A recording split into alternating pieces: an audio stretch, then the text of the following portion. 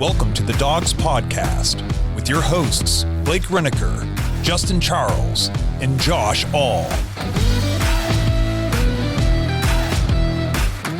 Hey, what's up, Browns fans? Welcome back to another episode of the Dogs Podcast. I'm your host today, Josh, all alone with you guys, and I've got my mock draft 2.0 post-NFL Combine edition, trying to get one more mock in here before NFL free agency opens up. The new league year starts on Wednesday next week. So just taking all the information we got from the Combine last week, all the rumors, which we've dug into those heavily on the last couple episodes of the podcast. So if you've missed those, head back in the feed, check those out if you want some updates about everything that came out of the Combine surrounding the Cleveland Browns. But today, I want to give mock draft 2.0 a little bit of love here because got some things that are a little different from the last one, and I will go through and at each pick talk about who I took last time and who I'm taking this time, try to make it different picks so I wasn't repeating anybody, just to give it some variance, but still try to stay along the lines of what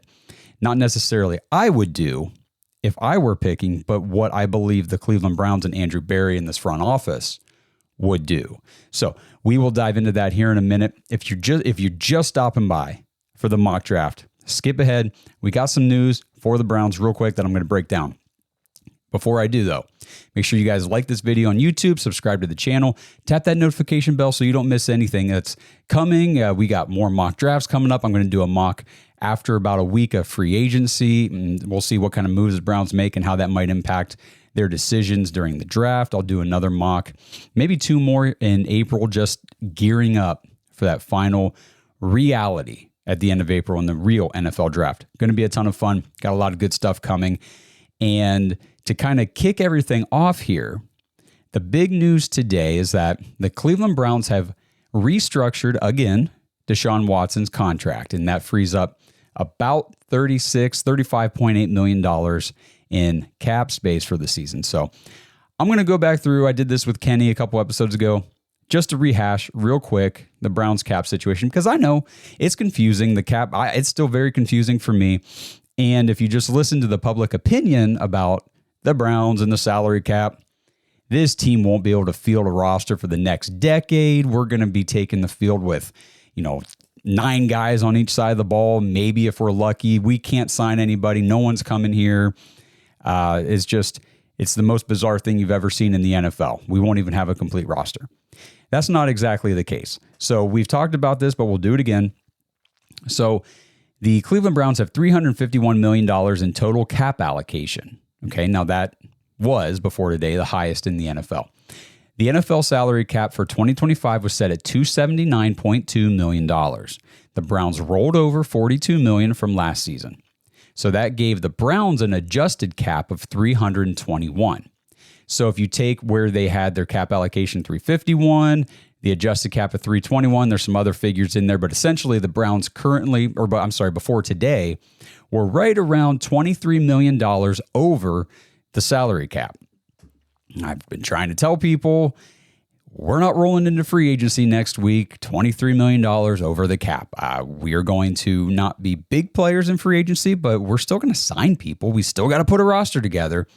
And for all the crap that Andrew Berry takes for the Deshaun Watson trade, for a lot of these draft picks not developing over the years, whatever you may want to throw at him, whatever shade you got against Andrew Berry, that's fine. I'll listen to all of it because it's all, there's credit to be had in anything you want to say, except for cap management. He is a great manager of the cap. He understands it better than most. The Browns handle the cap better than most. And what makes a lot of this possible, I'll talk about a little more in a minute, but is having Jimmy Haslam, an owner who's willing to pony up the cash to make this style of cap management feasible. And it works for the Browns. Now, the play on the field, that's a whole other story. But in terms of just the cap and having the players on the roster, the method they're using really does work. So I was talking about how the Browns could save or clear up to around $68 million in cap space simply by they can cut trade after June 1st. These are post-June 1st designations. They could do something with Jack Conklin to save up almost $12 million, or they could restructure him to free up almost $10 million. I would imagine they're going to be restructuring Jack Conklin. A Denzel Ward restructure is around $9 million. They could trade Greg Newsome and save over $13 million toward the cap, which I kind of anticipate Greg Newsome being part of a trade package coming up. And then again, there's just some other players that they can finagle, some restructures to free up $1 million here, $2 million there. And the big one was Deshaun Watson that I talked about. They could restructure his contract for this season and save up almost $36 million in cap space. And that's exactly what they did today. So all those moves, say they get to that $68 million in cap, whatever, they will be around $45 million under the cap. Plenty of room to work, to sign free agents, to do the things they do. And you got to remember, I putting out on social media ideas. Do you guys want the Browns to try to trade for this player or that guy? Maybe, Andrew Berry's going to swing a trade for a wide receiver. Who knows? And a lot of people, the instant feedback is, well, how are they going to trade for a guy when they can't pay him? They never pay. They don't trade for guys and then pay them with this year's money. They always pay guys like Jerry Jeudy. They didn't extend him for last year with 2024 money. No, they extended him with 2025 and $6 and $7. So that's how the Browns are working this. And then next year, they'll do the same thing. And the year after that. And like we talked to Jack Duffin from OBR, as long as the Browns implement this cap strategy year over year over year, in theory, it's going to just keep working the way it's working. And it's never really going to be an enormous problem. And here's an interesting tweet from Tom Pelissero. He says, the Browns have now paid out the vast majority of Deshaun Watson's 5-year, $230 million fully guaranteed contract. All that's left is a minimum salary this season and a $46 million salary in 2026. Deshaun Watson will get cut post June 1st next offseason in 2026. And remember, we don't know the final numbers of this stuff yet. I mean, I think we could go find the reports and see what they're estimating it to be, but there's going to be injury insurance, cap relief for Deshaun Watson from last year because he missed, it was over half the season again, and he's going to miss this entire season, most likely, to injury. So we're going to get extra cap relief on top of this $36 million that they just cleared up. We're going to get more cap relief this year from the injury insurance. And then next year, we're going to get even more. And they'll probably cut him.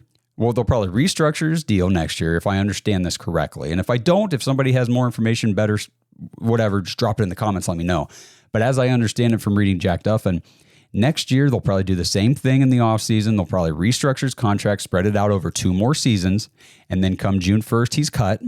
Well, they'll probably post June 1 designate him like right now in March and say he's done, he's off the roster. That won't go into effect until June 2nd. Whatever, it's just bookkeeping information there. And then the Browns will just have dead cap hits for Deshaun Watson in 26 and 27. But that's it. He won't be here anymore. And like Tom Pelissero says, they've pretty much paid out the vast majority of it already.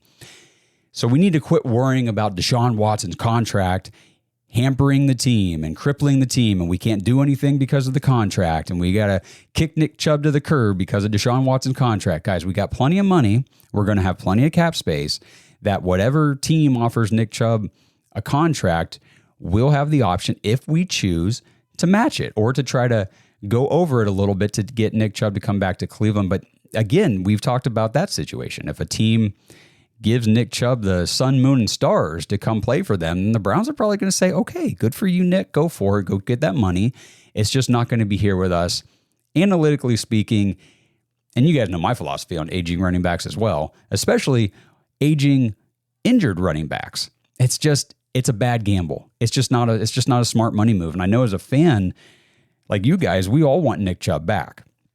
And I'm hoping that's how it works out. I still think that's how it's going to work out. I think that he'll get offered a contract that the Browns feel comfortable matching and maybe even just bumping up a little bit to give him that little extra boost. Maybe they incentivize it a little better to get him back on the roster. So that is my, what is today, March 6th prediction for Nick Chubb. We'll see what happens next week, and we will definitely be keeping an eye on all of that news. But okay, let's kick it over here to Mock Draft 2.0. I know this is what you guys wanted to come in here and talk about. We're done talking about Deshaun Watson and all that. I just wanted to say, basically, we got good news on that front in terms of the cap, free agency coming up, and all that stuff.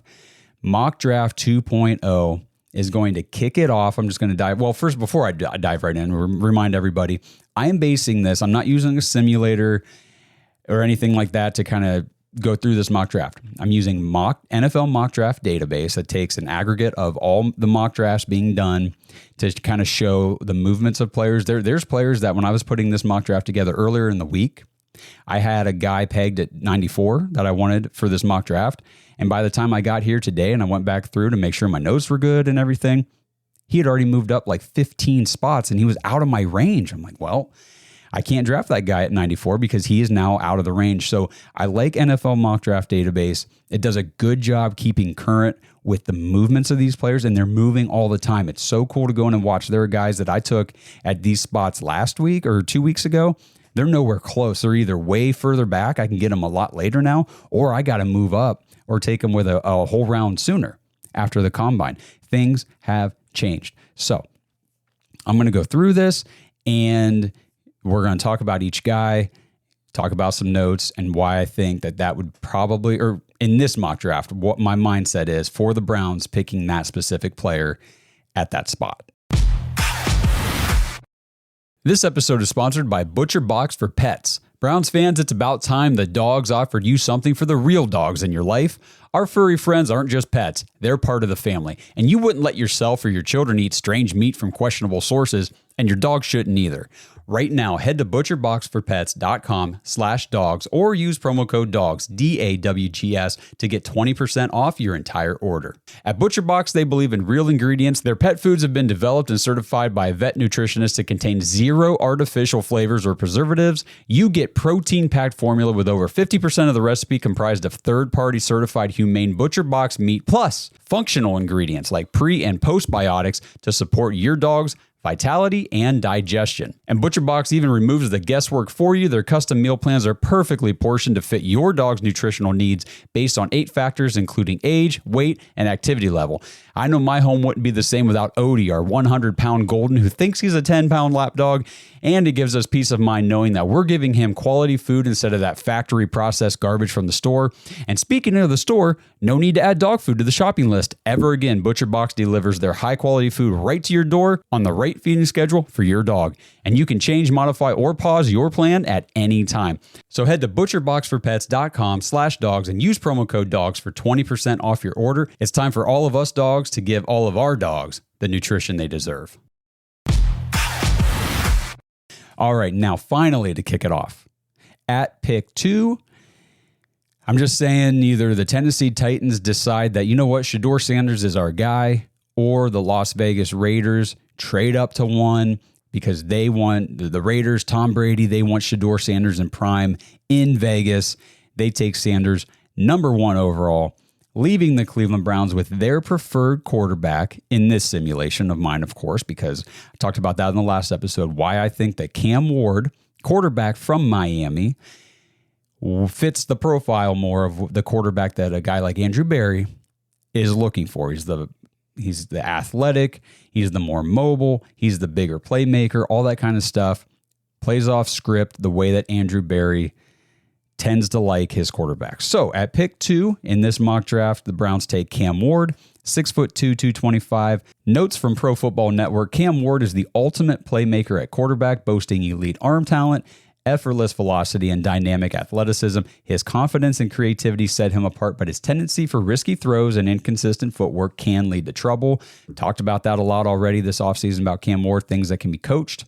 Staying on schedule within the offense will be the key to his development. With time to refine his mechanics behind a veteran, Ward has the ceiling of a franchise quarterback capable of making the game's biggest throws. The Browns swing big, go high, take Cam Ward to be the next franchise quarterback of the Cleveland Browns. And personally, I think he would succeed.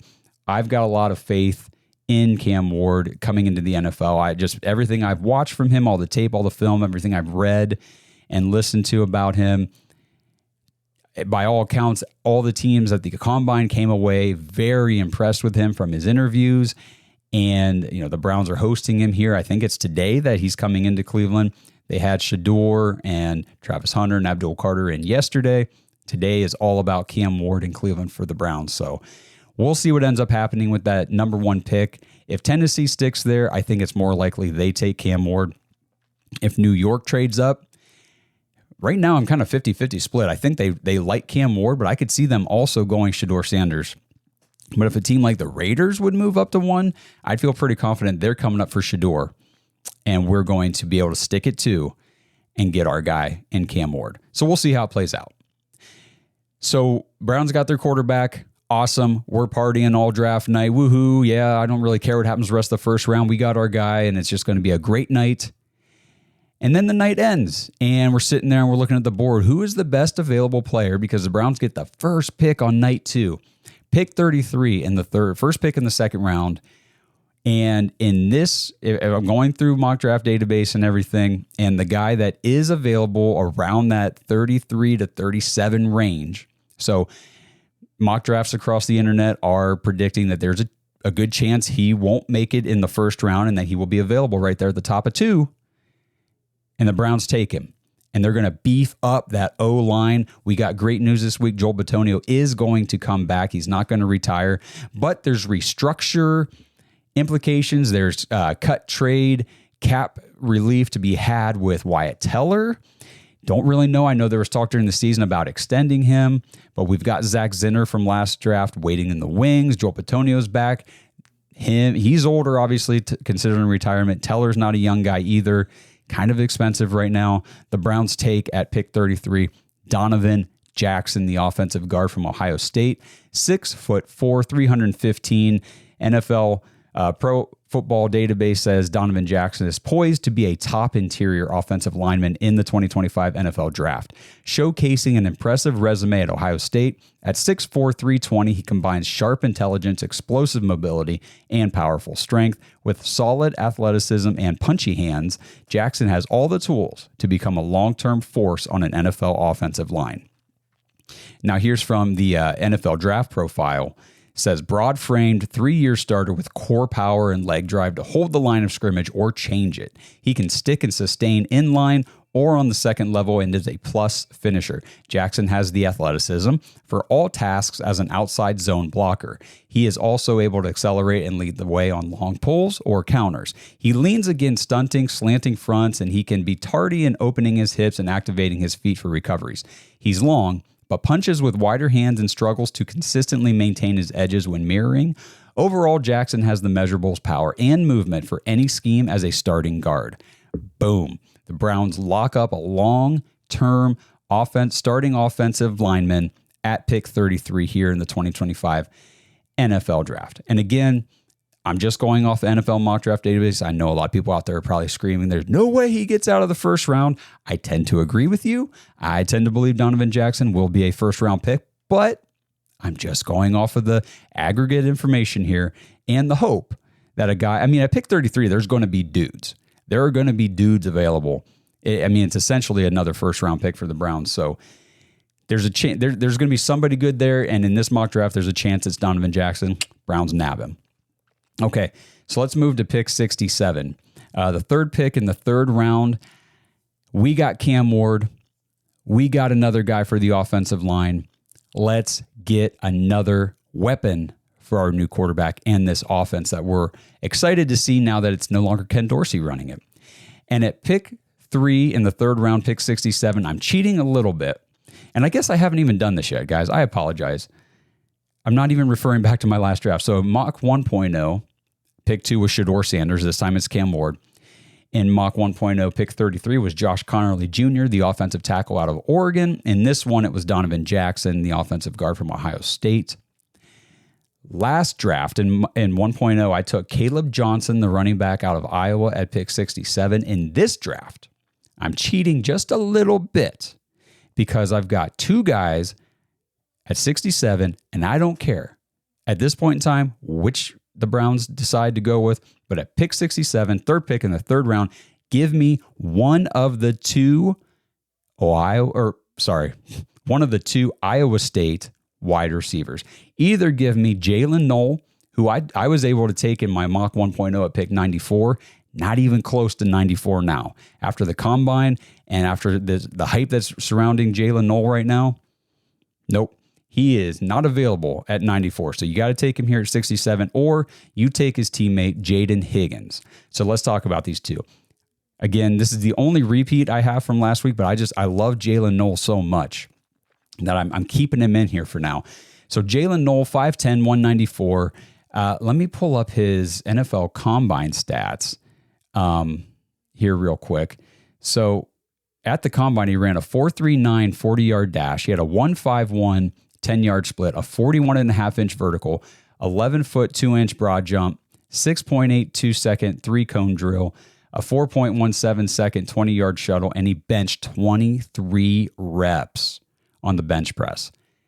And that was the most of all the wide receivers, unless I'm mistaken. I'm pretty sure he was pretty jacked up about his strength showing there at the NFL Combine. And why shouldn't he be? It was awesome. With 1,013 yards and 6 touchdowns this season, Noel's explosive release and stride make him tough to defend. While improving his route running adds to his game, he can push for a day 2 pick in the 2025 NFL Draft. He'll be a day 2 pick for sure. Noel's blend of receiving and return talent could carry more sway with teams given the league's new kickoff rules in 2024. He's primarily a slot receiver, but has enough size and speed to kick outside if you need him to. His routes can be a little unfocused, but that's correctable with coaching. What cannot be coached is his consistent play speed. He can accelerate and separate from turns and stems and tends to uncover on cross-country routes. The catch focus can be a little inconsistent, but he is willing to mix it up in the middle of the field and is a natural after the ball in his hands. Noel's upside and punt kick return could make him a day 2 pick with the potential to develop into a starter. I think he's going to be a great receiver. We need somebody to really fill in that slot role for the Browns, and I think he could dominate for the Browns as a rookie in that position. And I like that he's got the versatility to handle punt and kick returns, because we need that too in a bad way. So you can really lock down 2 positions that you have big holes in right now. Our return game sucks, and our receiving room is thin. You nail 2 of them with Jalen Noel. But say the Browns want to go a different route. And some of you guys watching, listening are going to say this too. I hear it all the time. Quit giving me those small receivers. I don't want another sub 6-foot receiver. Well, Jalen Noel is your sub 6-foot receiver. But if you don't want him, okay, let's take Jaden Higgins, 6'4", 214 pounds. Let's look at Higgins' NFL Combine. He ran a 4.47 40-yard dash, a 1.53 10-yard split, 39-inch vertical, a 10-foot 8-inch broad jump, and then he didn't do the cone or the shuttle or the bench press. So Jalen Noel's numbers were, am I right in this, all better than Jaden Higgins. But again, if you want the bigger bodied receiver, I mean, we do have Cedric Tillman, guys. We do have the outside receiver, the 6'3", 6'4", 220 receiver. We have Jerry Jeudy. I think Jalen Noel would be a better fit for our wide receiver room. But if you want another big guy, Jaden Higgins is a wide receiver known for his impressive size and reliable hands. After transferring from Eastern Kentucky to Iowa State, he recorded 87 receptions for 1,183 yards and 9 touchdowns this past season, earning second-team All-Big 12 honors. Higgins excels in contested catch situations, utilizing his frame to shield defenders and secure the ball effectively. However, his limited agility can make it challenging for him to create separation on sharply breaking routes. Higgins' combination of size, ball skills, and productivity make him a valuable asset in possession and vertical passing schemes. NFL Draft profile. Big inside-outside wideout with modest athletic attributes, but outstanding ball skills that can make him a projectable NFL prospect. Higgins needs a more limited route tree, but can operate on all 3 levels in the right scheme. He's smooth but physical in his routes and does a nice job of creating pockets of separation with force and strength. He has mismatched qualities from the slot with body control and a catch radius that make him a menace on jump balls downfield. He won't outrun cornerbacks and is nothing special after the catch, but his size, ball skills, and competitiveness creates a profile of production as a future contributor in 3 wide sets. Okay, so again, just to reiterate, I like both these guys. Give me one of the Iowa State receivers here at pick 67. Jaden Higgins, I think you kind of have that covered already with Cedric Tillman. That's my opinion. I would prefer Jalen Noel, but you guys let me know what you think down in the comments. All right, so as I mentioned before, pick 94 last mock, I took Jalen Noel, and pick 94 this mock. We are now, after going offense for the first 3 picks, we're kicking it over to the defensive side of the ball. Andrew Berry, I said this last time, He has never taken his first defensive tackle later than the third round of the NFL draft, and he's taken at least one in every single draft. So defensive tackle, not end, not edge rusher, not cornerback, not offensive line. Defensive tackle is the singular position that Andrew Berry drafts the most heavily, and he never leaves a draft without one. A lot of times he takes two, and he never drafts one later than the third round. So here at the end of the third round, pick 94, the 30th pick in the third round, we are taking Jamari Caldwell, the defensive tackle out of Oregon. 6'2", 332 pounds. Jamari Caldwell pairs an eye-catching first step with beautiful natural leverage and a knack for disengaging from blocks and making plays on runners. He plays with an almost immeasurably wide base to thwart the effects of double teams, and his aggressive nature to cut off reach blockers makes him effective against wide zone and downhill runs. NFL Draft Profile says Caldwell carries the broad hips and girth of a classic nose tackle, but he is athletic enough to take snaps at either tackle spot in and even front.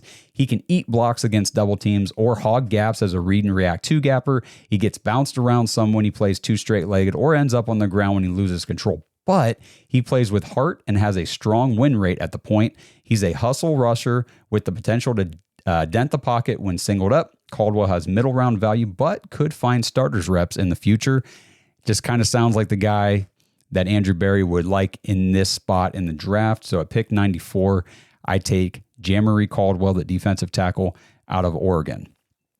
Now, we move to the fourth round. Couple picks later, pick 103, the second pick in the fourth round, and Andrew Berry's on the clock. And there's a guy here that Barry Shuck saw down at the Senior Bowl, raved about this guy. He was impressed with him, and we're going to take him. So last mock at 103, I took Dorian Strong, the cornerback out of Virginia Tech. We are staying defense here, but we are going to grab another guy to throw right next to Jamari Caldwell on that defensive line. We're going to start building that thing up. You know that the Browns front office focuses heavily on the trenches, especially in the draft.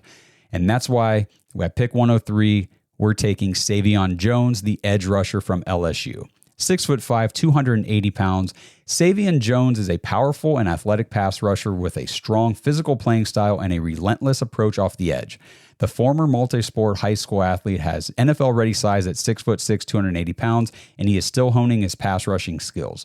With his natural length, he effectively creates leverage and showcases impressive techniques, including a strong swim move with his long arms. A team should consider taking a chance on Jones early on day 3 of the draft. At 4'3" defensive end who fits the NFL mold with size, toughness, and effort, Jones has good bend and a couple of reliable moves to unlock the top of the rush. He rarely works beyond pocket depth and has an instinctive secondary rush to cook in the pocket. His hands are twitchy and violent, but he allows blockers into his frame a little too often. Maximum energy is exerted on every rep, but he might need to improve pacing to become more consistent against the run. Jones's translatable traits and rush talent make him an ascending prospect who could see early third down reps before taking on a starting spot in the future. Just screams value, versatility, high motor, effort, the stuff that Andrew Berry's looking for this defensive line. So at pick 103, Savion Jones, edge rusher out of LSU. Welcome to Cleveland. All right, pick 165. Last draft, I took Seth McLaughlin, the interior offensive line center out of Ohio State. We've already got a lineman. We took Donovan Jackson at pick 33. So here is where I am ready to take our new face of the backfield, baby. 165, pick 26 in the 5th round. I'm taking Cam Ward's teammate from Miami, Damian Martinez, the running back. 6 foot, 217 pounds. Let's look at his combine numbers here. Damian Martinez ran a 4.5 140. He had a 1.56 10-yard split. He had a 35-inch vertical, and he had a 10-foot 4-inch broad jump, and that was the only thing. He didn't test on the other things there. Damian Martinez, when I was watching Cam Ward film, I could not stop watching Damian Martinez because, a lot of times when I'm watching these plays, it's, okay, this is a run, just kind of skip ahead to the next pass. I quit doing that because I wanted to watch the run plays. Damian Martinez was so fun to watch, so good, so explosive, and his vision was something else. So here are the write-ups. Damian Martinez is a powerful and explosive running back who excels at running between the tackles and breaking through defenses. He combines a strong lower body with excellent balance, making it difficult to bring down on first contact. I saw a lot of that. Martinez's vision and patience allow him to find and exploit running lanes. There are concerns about his top-end speed and pass blocking, which may limit his potential draft value this year. However, he could have an early career role as a short yardage back with the potential to develop into a larger role. NFL draft profile, productive 3-year starter with an impressive blend of power, dexterity, and decisiveness. That's what we need. Make a freaking decision, make a cut, and go. First and foremost, Martinez is truly a big back who proves he can find yards after contact on most carries. He lacks speed to win outside, but does a nice job creating alternate routes using vision and agility when it's congested inside. Despite a lack of breakaway speed, Martinez averaged 6.2 yards per carry on 515 career totes. He can catch passes here and there, but could be best dialed in as a complementary banger capable of taking on the lion's share of the carries if needed. Say the Browns are still hell-bent on keeping Jerome Ford in that change of pace receiving back role for the Browns. Pair him up with a guy like Damian Martinez. This would be perfect, in my opinion. If you guys have followed us on social media or anything, I'm big on Damian Martinez. I think he's going to be a good running back in the NFL. And, this lack of breakaway speed, I kind of want to address that here.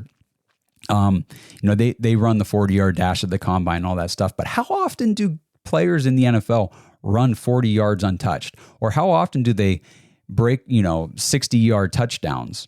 And so that they don't get caught from behind. Like, that's a big thing. Don't want to get caught from behind on the long runs. It doesn't happen very often. What I prioritize, that's nice. Don't get me wrong. It's nice to have that ability, but Jerome Ford has that ability. So think about Jerome Ford when I'm talking about this stuff.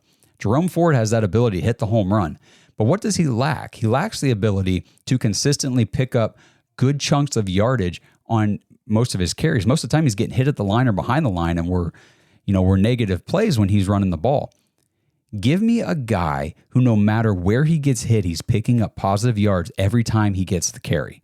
That's what I want. And if Damian Martinez can be a 4.5 yards per carry average rusher in the NFL, that's good enough for me. That's what I want. That helps you move the sticks, keep drives going, and ultimately win ball games. He's a tough kid. He's got great vision, and he's a lot faster than what maybe some of his game speed. If you watch the tape, I have no worries whatsoever about what Damian Martinez could do. This episode is brought to you by Danger Coffee. Browns fans, we talk about how Danger Coffee is made free from mold toxins that are in 45% of the world's coffee, but that's not all that Danger Coffee has to offer. Mineral and nutrient deficiencies are a big deal. They make you feel sick, tired, stressed, and they can give you brain fog. These deficiencies negatively affect your immune system, your digestion, sleep, metabolism. Have you ever wondered why you get an initial burst from your coffee, but then you get that little crash not long after? Danger Coffee's patent-pending process remineralizes your body with more than 50 trace minerals and electrolytes, leaving you more energized, engaged, powerful. These micronutrients enter the cells to boost performance. They bind to toxins to provide detoxification support.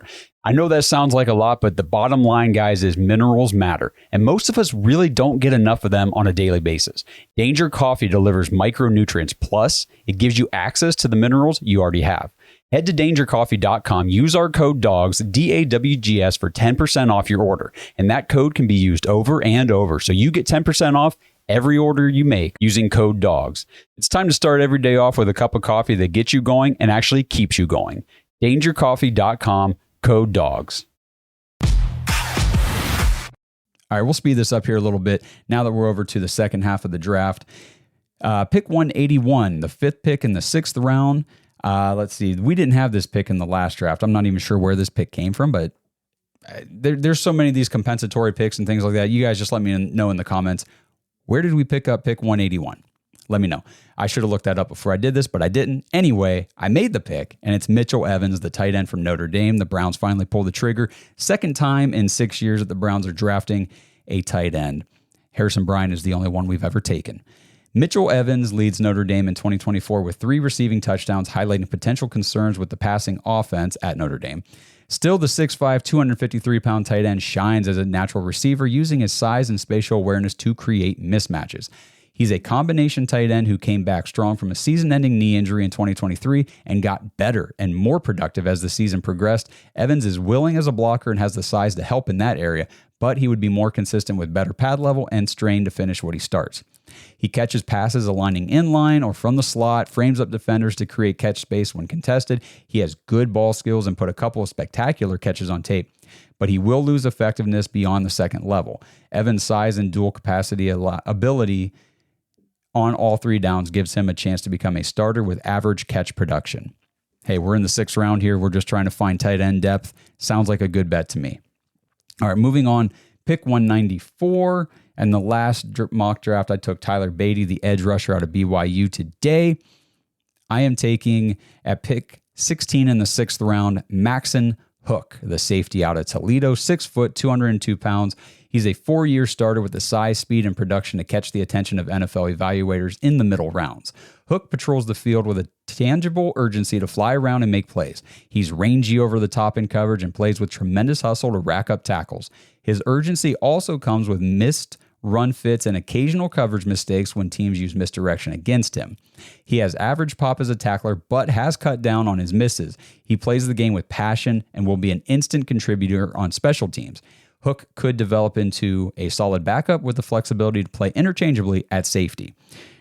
Reminder, these last picks here, we're not talking about 4th or 5th round guys. We are in the 6th and 7th round with these last picks. So you're looking for who can provide depth at positions you need depth, and primarily who can contribute on special teams, because you want special team starters are not necessarily your defensive starters. We don't have Denzel Ward out there, on the punt team and all that kind of stuff. We need these guys who can come in and contribute on special teams and provide depth, on the roster as well.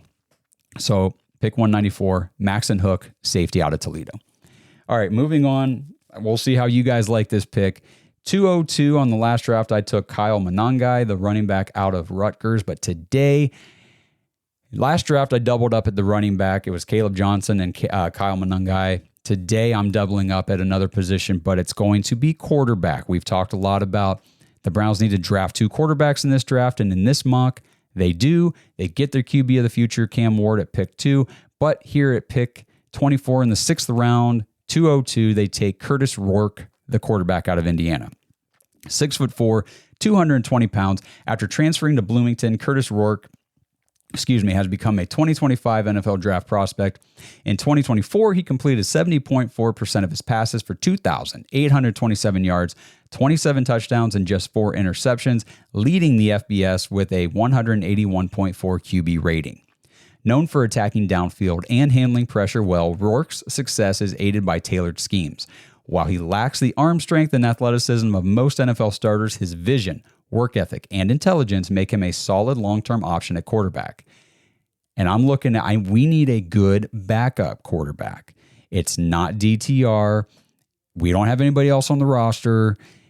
The Browns go out and they get their starting quarterback and they find their backup option in this draft. Rourke earns a draftable grade because of his size, experience, and production. He's coming off an ACL tear, but the injury might not have a major impact on his draft slotting since his game isn't built on his mobility anyway.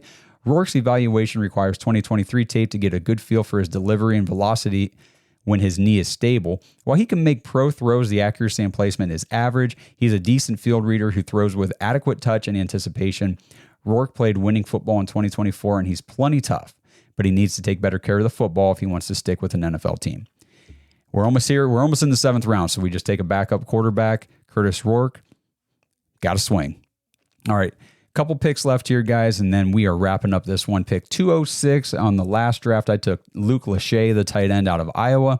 Today in the mock draft, it is Jalen Smith, the cornerback out of USC, 5'10", 187. Jalen Smith is a cornerback with average size and length, with versatility at box safety, free safety, slot corner, outside corner, fluid hips with good transitions, and the ability to stick with receivers in and out of breaks, efficient mover with good footwork, and the ability to match receivers off the line and downfield. Well below average on-ball production, only 4 career pass breakups, not a dominant player at the catch point, an effective blitzer who can put pressure on the quarterback, good read and reactability to make plays around the line of scrimmage, very good run defender, and open field tackler. At the end of the 6th round, to get this kind of versatile athlete in your secondary. He's not just a cornerback. He can play some safety. He can play all the cornerback spots. This is the type of guy that Andrew Berry and the Browns front office would probably key in on at this point for sure. He's a 3-year starter with measurables and ball production that could leave teams lukewarm on his NFL prospects. Smith plays with a narrow back pedal, glitchy transitions, and sluggish closing burst off man coverage. Buddy is much clingier from press man. He might not have the play strength, length, or top-end speed to be reliable on an island outside. The 2024 tape was better, and he does offer some inside-outside flexibility, but he might be fighting for a roster spot throughout his career. I don't expect the last 4 or 5 picks of our draft this year to be roster locks anyway. We'll see if the Browns even end up using all these picks that they have, but in these mock drafts, that's what I'm doing. Okay. Let's move on to pick 216. Last time I took Dante Trader Jr., the safety out of Maryland. Today at 216, at the end of the 6th round, pick 30, I am taking Riley Mills, the defensive tackle out of Notre Dame. I actually really like this guy, so let's talk about him because I think, again, defensive tackle is a position they put high value on, and I could see Andrew Berry easily taking 2 of them in this draft. 6'5", 291 pounds. Riley Mills has above average size and length, has elite play speed, and can close down on ball carriers in a hurry. An average run defender who doesn't play with consistent leverage is a skilled pass rusher who can utilize a multitude of moves to get past linemen. Consistently wins his pass rushing reps. Had an 18.9 pass rush win rate in true pass sets this past season. He posted elite production in 2024 with 7.5 sacks and 9 tackles for loss. It's really good. He's accumulated a respectable 114 pressures across 1,033 pass rushing snaps. He's an elite tackler who has missed less than 6% of his career tackling attempts. We need that. I'm sick and tired of watching missed tackles on the Browns defense. Mills has the size, strength, and demeanor of a 3-4 defensive end. He's aggressive and physical in phone booth fistfights, but plays off blocks and tackles the gap around him. He's not much of a knee bender, so anchoring firm will get a lot tougher as a pro. He lacks explosive, twitchy movements as a rusher, but makes good use of heavy hands to carve open edges and get into the pocket. He's a better picker than twister and can bull rush unsuspecting guards. Mills could become a 3-down rotational piece, provided there are no lingering issues from the knee injury he suffered during the college football playoff. Again, if the medical comes back, the evaluation, the health check's all good to go, I would totally see the Browns taking a swing on Riley Mills. 2 picks left here. It's the very next pick, actually, 217. Last week I took Nazir Stackhouse, defensive tackle out of Georgia. This time I am taking Cody Lindenberg, the linebacker out of Minnesota, a guy that Barry Shuck saw at the Senior Bowl. He was one of just 2 or 3 linebackers that stood out to Barry that he even presented to us on the show. 6'2", 236 pounds. Cody Lindenberg is a 5-year player who has only played 1,500 snaps in college, which means he has some legitimate durability concerns despite a nice frame. He finished his final season with 94 tackles, 5 tackles for loss, and 1 sack. But he's an inconsistent tackler who has a tendency to overrun plays and has a career missed tackle rate of 17.2%, which would classify as below average. Lindenberg has decent straight line speed with the ability to close gaps on the field and is a physical run defender who has an impressive ability to shed blocks and make plays. Additionally, he has average ball skills and playmaking ability in coverage, as well as being average changing direction in space.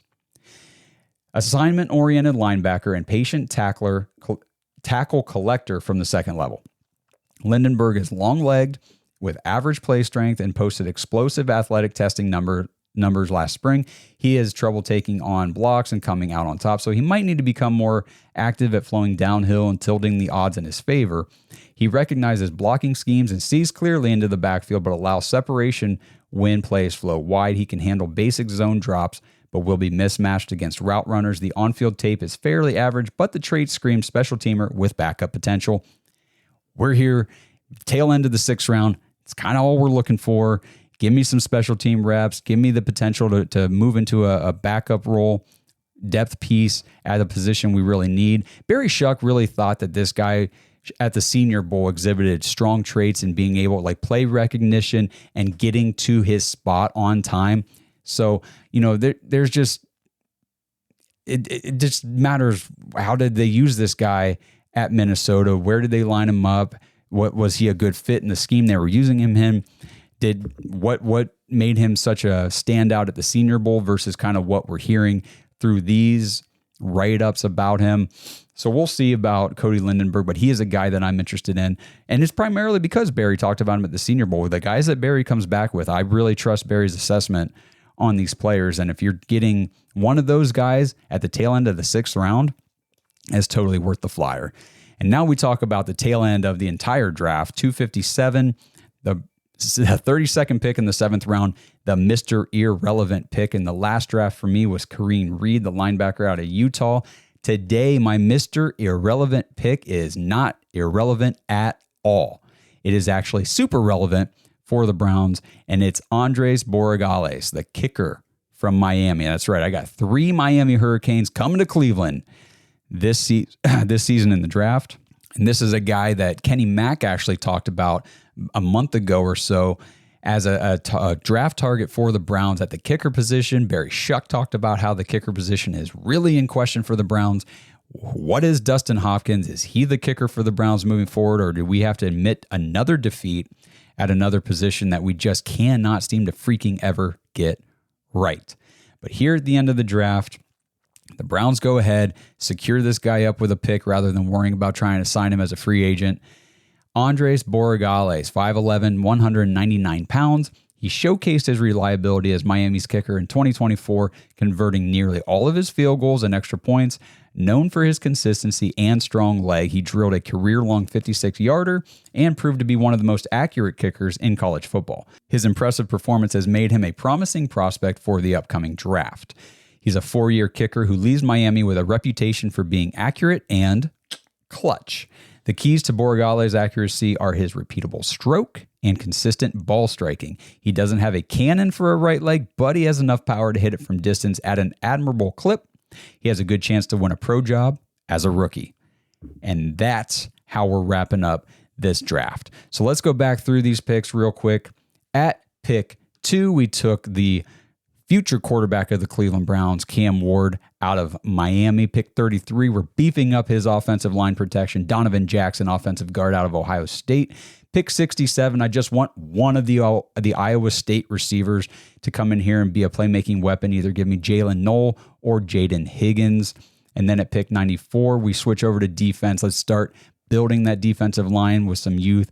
We've got Jamery Caldwell, the defensive tackle out of Oregon, followed at pick 103 by Savion Jones, the edge rusher out of LSU. Back to offense at 165, we get Cam Ward's teammate, running back Damian Martinez out of Miami. He's going to be the new face of the backfield along with Jerome Ford. At 181, the Browns take Mitchell Evans, tight end out of Notre Dame. 194, it's Maxon Hook, the safety out of Toledo. At 202, we take our future backup quarterback, and it's Curtis Rourke, the quarterback out of Indiana. 206 is Jalen Smith, the cornerback out of USC. 216, Riley Mills, defensive tackle out of Notre Dame, followed by Cody Lindenberg at 217, the linebacker out of Minnesota. And last, but certainly not least for the Browns, especially if this is the pick, it is Mr. Irrelevant, not so irrelevant, Andres Borregales, the kicker out of Miami. So that's Mock Draft 2.0 post NFL Combine edition. Let me know what you guys think in the comments. Again, drop the players that you want the Browns to target at each position for you. I know we're all doing mock drafts like crazy, so let's share them, let's look at them, and let's talk about how we think the Browns could improve this roster heading into the 2025 season. Appreciate you guys tuning in. Love doing these shows for you. Again, we will be back next week with more episodes, and I will be doing Mock Draft 3.0 after NFL free agency kicks in, and we see some of the players that the Browns are signing, and that will dictate the players that we take, the positions we focus on in Mock Draft 3.0. So, again, appreciate you guys tuning in. Head to jointhedogs.com if you want to become a Dog Pack member. We've had a handful of members joining in the last week or so, jumping in there, getting involved in the Discord, getting ready for fantasy football to come into play, because that's going to happen. I know it's only March, but I mean, we've got dynasty leagues coming in there. We had a dynasty league that, you know, was born last offseason. So maybe there's going to be a third one that's born this year. Who knows? But if you're in there, maybe you could even instigate the birth of that new dynasty league. Whatever you guys want it to be, that's what it will become. The Dog Pack community is for you guys. First and foremost, diehard Browns community. It's a great place to be. Jointhedogs.com. Thank you guys for tuning in. Let me know your thoughts on the mock. catch you guys in the next one. Thanks for listening to another episode of the Dogs Podcast. Make sure you subscribe on YouTube and follow us on Twitter at the Dogs Podcast. Get your thoughts on the show at thedogspodcast.com.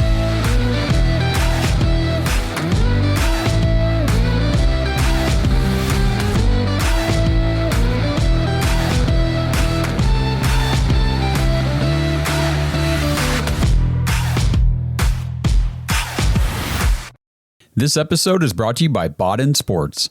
Browns fans, Baden Sports is your one-stop shop for all your athletic gear. Baden started out perfecting and manufacturing the best balls in the business. Yeah, if that sounded dirty, that's more about your mind than my words. But hey, it's true. Baseballs, softballs, footballs, basketballs, volleyballs, soccer balls, you name it, and Baden has engineered the highest standard sports balls available. And now they offer more than just sports balls. If you got kids playing baseball or softball, Baden has batting gloves and bats to go along with both game balls and training balls. If you're into basketball, Baden makes basketball specifically for indoor or outdoor use. Heck, Baden even has all the equipment you need for pickleball, which is one sport that I hear everyone is playing and yet I still never have. And I need to fix that soon. But don't miss the backyard games section of Baden's website where you can order everything you need for this upcoming outdoor season. Pool balls, backyard volleyball nets, croquet, bocce, horseshoes, cornhole, and more. Right now, you can get 10% off your entire order at Baden Sports, BADEN sports.com/dogs, DAWGS, and use promo code DOGS when you check out. That's 10% off all the top quality sporting gear you need this season. BadenSports.com/dogs.